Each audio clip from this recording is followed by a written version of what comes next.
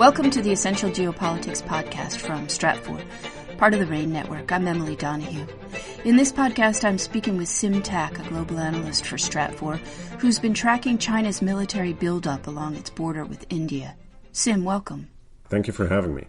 So how did you go about tracking this? So, of course, we have been tracking the higher level developments on the India-China border through open source information, media coverage, etc. But very specifically on the nature of Chinese military buildup in Aksai Chin, the particular part of Ladakh where they have been pushing their forces, we've leaned a lot on satellite imagery analysis, where some external partnerships effectively allowed us to see all of the Chinese bases that are being set up across the region, the road infrastructure that they have been building up. So we kind of got a first-person look at what exactly is happening in a region that is, fairly remote and inaccessible to outside observers in any other way.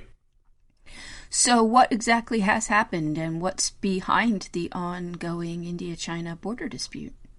So as I said, the big thing there is that we have seen a really big Chinese buildup in that disputed territory. So China has pushed a lot of forces. It's difficult to put an exact number on it, but estimates have gone from 10 to 40,000 Chinese troops pushed into that one area. And in doing so, they've effectively brought their military positions closer to those of India. And that, of course, is where we've seen some of the escalations between the two countries, because obviously India wasn't quite backing off from those disputed areas. And then, on June 15, we saw the fatal incident as hand-to-hand combat between Chinese and Indian forces occurred. And then since then, we've effectively seen the situation calm down a little, with both sides withdrawing from a few of the key flashpoints. Sim, can you help me understand this? If China's been gradually moving towards this for years, why exactly did China decide to launch its drive into this region right now? So, of course, this isn't a sudden plan that China came up with. This is part of several years of a growing dynamic towards a standoff on the Ladakh border.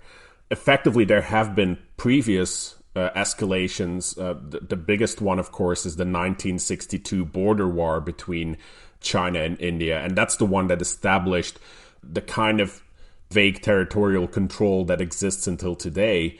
But since then, both China and India have tried very hard to support their territorial claims.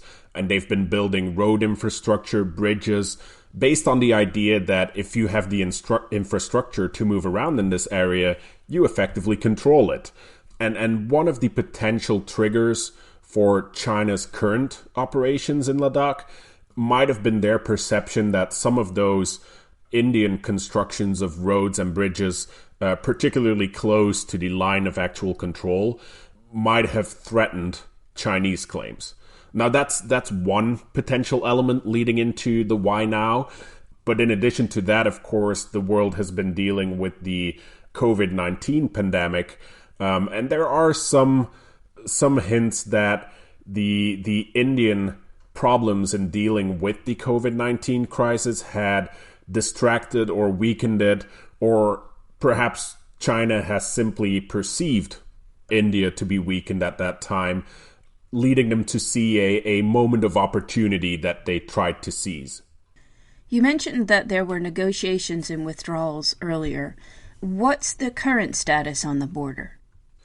So right now we have seen withdrawals at several places on the contact line, particularly at the Galwan Valley. That's where the fatal hand-to-hand combat occurred on June 15th, at Hot Springs and at Pangong Tso.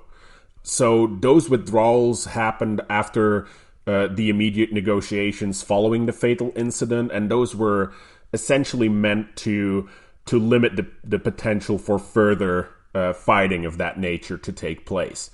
So it's kind of a de-escalatory measure, but not quite a full withdrawal of everything that we've seen China do across that very vast region. Negotiations for further withdrawals or de-escalation are still happening. Those are happening on both a military track and a diplomatic level. So you have the military leadership, high-ranking officers meeting on the ground and discussing ways to prevent further escalation. But at the same time, of course, you have the political diplomatic negotiations that are taking place between India and China as well. But it seems that at this very point, those negotiations aren't moving very well. So no further withdrawals are being announced. And, we're effectively seeing the situation stabilize a little, with China, of course, still in that very strong position that they have built. Well, Sim, thank you for that. There's a lot more in your article at Stratfor Worldview, including analysis of what will happen next. That's Stratfor's biggest value. What happens next? To read Sim's article, please subscribe to Stratfor Worldview. Podcast listeners get a special subscription rate. Go to stratfor.com/podcast offer. That's all one word. stratfor.com/podcast offer. I'm Emily Donahue. Thanks for listening.